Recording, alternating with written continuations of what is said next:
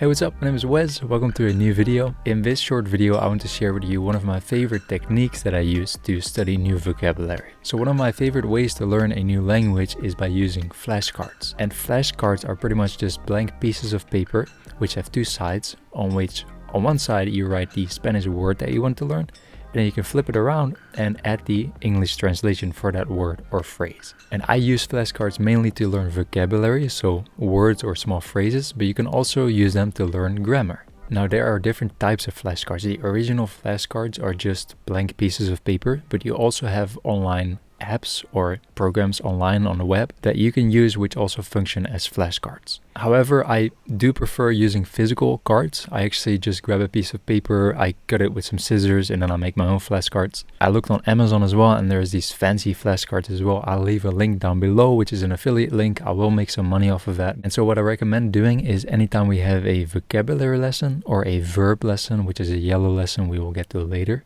I suggest grabbing the words and phrases that you want to learn and writing them on these flashcards and practicing them, going over them a couple times a day until you find that it's all in your head. So that's one of my favorite ways to learn languages, using flashcards. It's a very easy and effective way to study new words.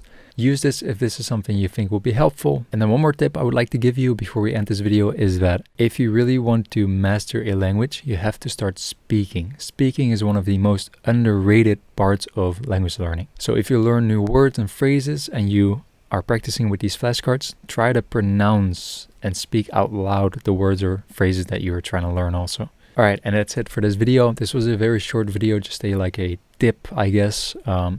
It wasn't an official lesson or anything. In the next lesson, we will go over the alphabet. So hope to see you in that one. Hope this was helpful. If you have any questions, let me know in the comment section. And see you in the next one. All right, take care.